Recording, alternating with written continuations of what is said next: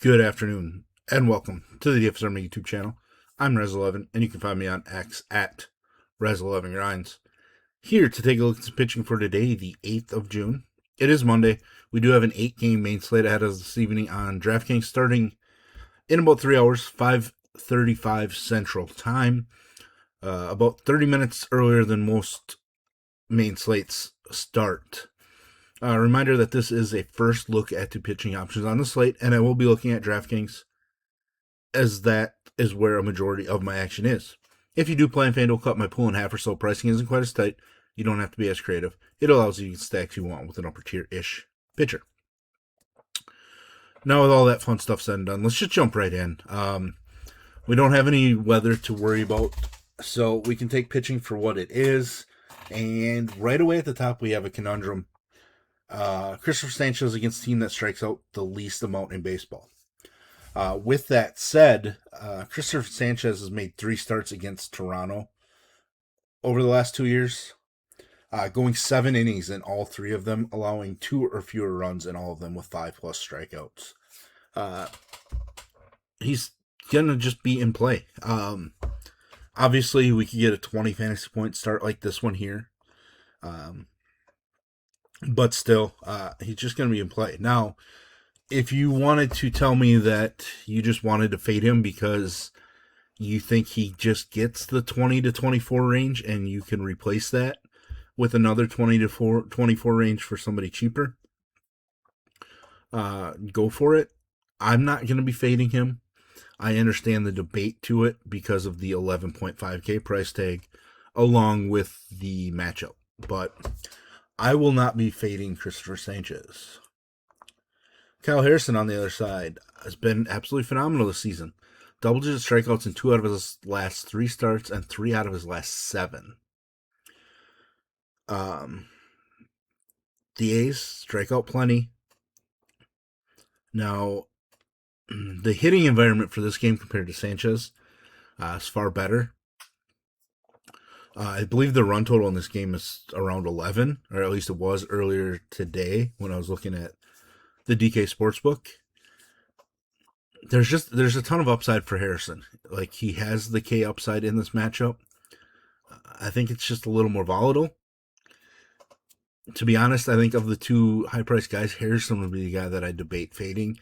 It's really dangerous, right? Like, I do think Harrison has a better route at a 40 spot, which he's done obviously twice over the last month and a half roughly. But I also think that he's more likely to give up 5 runs and be done after 3 or 4 innings. So, but yeah, I'm not fading either of them. So let me put that out there. Definitely not fading either high-priced pitcher. Arrighetti taking on an Angel squad that strikes out plenty. Problem is Arrighetti's not a big strikeout guy. 5 or fewer strikeouts in 6 straight starts, and 7 of 8. Coming off of a rough start against Pittsburgh, he can get hit by left-handed bats. The Angels don't really have a lot of left-handed bats to worry about, to be honest. So I actually think it's a very strong spot for Arrighetti. I wish he was at home. He's pitched far better when pitching at home. But, his overall numbers this season are excellent. So, I'm just gonna go there, right? If you cut down on his walks, I think his road numbers would be even better. But he has 4 wins and 5 road starts, and that's always nice to see. Arrighetti, definitely worthy of the ownership. I'm not sure what he's projected at, but I would assume it's fairly high. Will Warren, thought was supposed to pitch on Saturday, rained out, got pushed back, so they had Schlittler start on Sunday. Not the easiest of matchups for upside for a pitcher, but it's also not a matchup that I'm overly afraid of.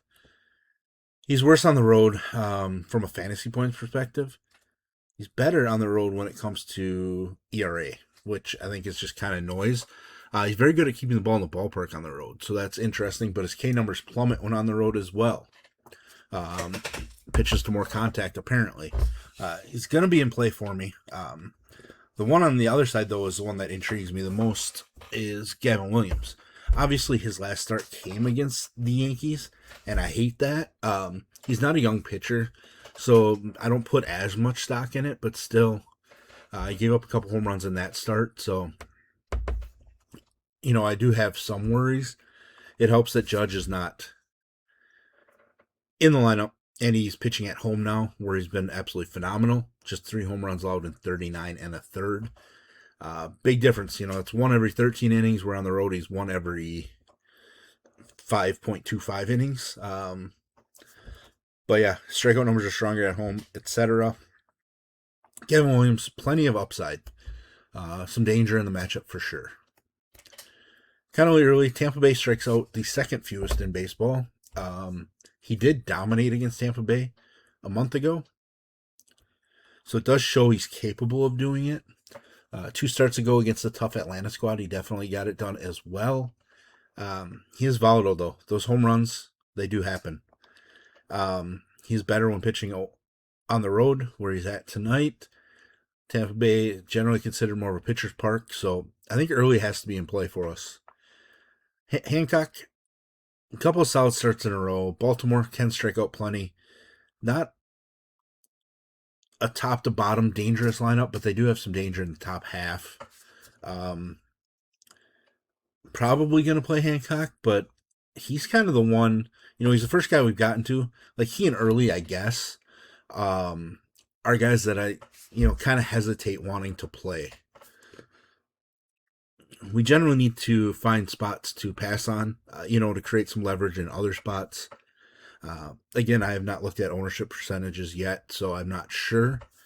But, this is the range where I can see myself trying to be a little different right now. But that's something that I can decide on over the next couple of hours while I finalize my pitcher pool. Logan Webb getting to pitch at home. Logan Webb is a guy that I've always preferred to pitch at home. His numbers this season have been horrendous at home. Kind of worrisome, really. But I kind of expect those numbers to correct themselves as the season progresses, just because he has been so good at home for so long. The one thing that we need to see is more strikeouts, because he hasn't really been doing that.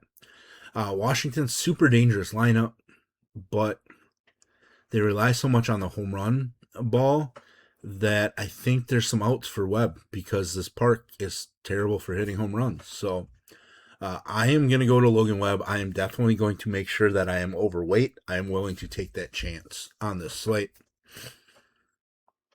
Ian Seymour is going to open for Englert. I'll talk about Englert when we get down there.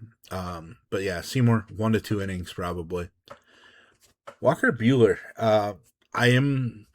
It pains me to even admit this, but I am kind of interested in Walker Buehler against the Reds. Obviously, good ballpark to pitch in. The Reds can strike out. But the issue here is Walker Buehler has not been great. He has been best when at home. His whip's pretty solid.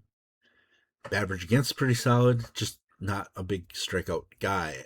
And he's missing wins. Wins are kind of important for fantasy points when you allow base runners and don't rack up strikeouts.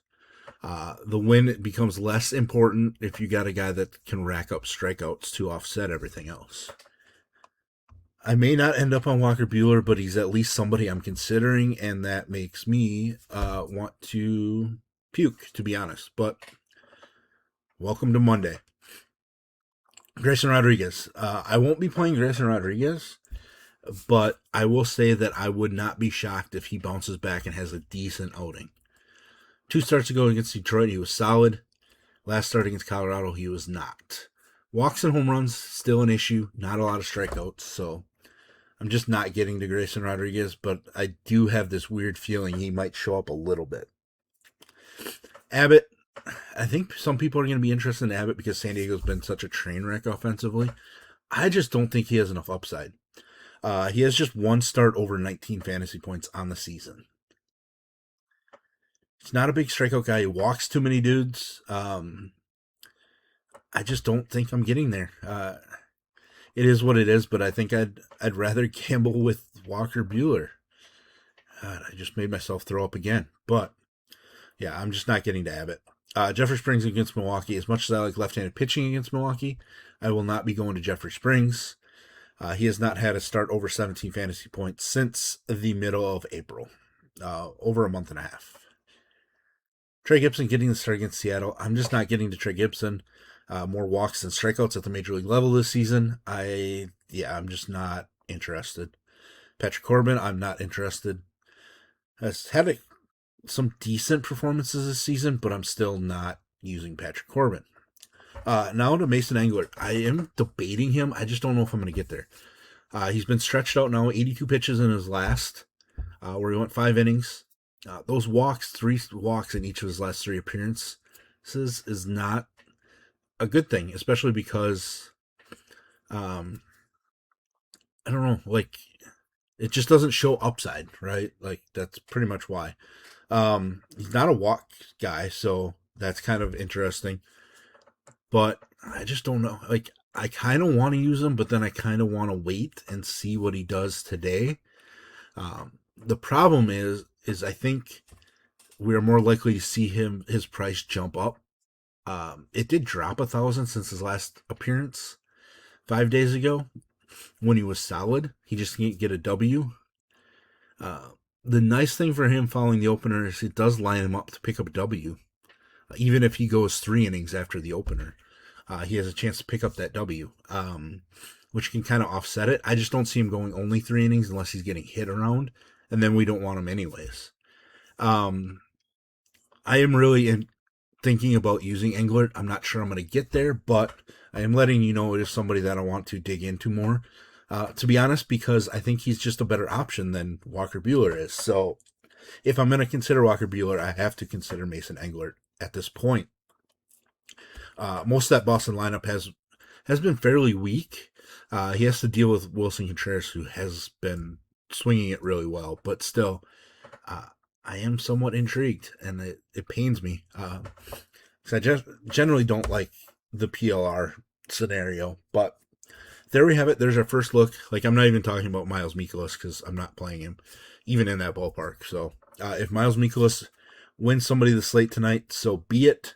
I will just not win anything, I guess, but it is what it is. Anyways, there's the first look at the pitching options on the slate. If you enjoy what I bring to you, please hit the like button, hit the subscribe button, turn the notification bell, and get the alert anytime we drop videos here at the DFS Army.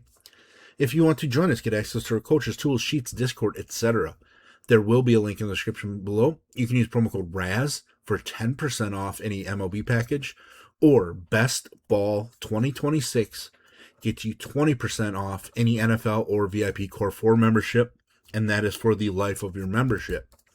There is a link to the merch store in the description as well. You can check out my design, some of the other stuff that we have going on. Hit the comments. Let me know what you're doing with guys like Walker Buehler, Andrew Abbott, or even Mason Englert. Are those guys that you're considering tonight? And as always, best of luck, everybody.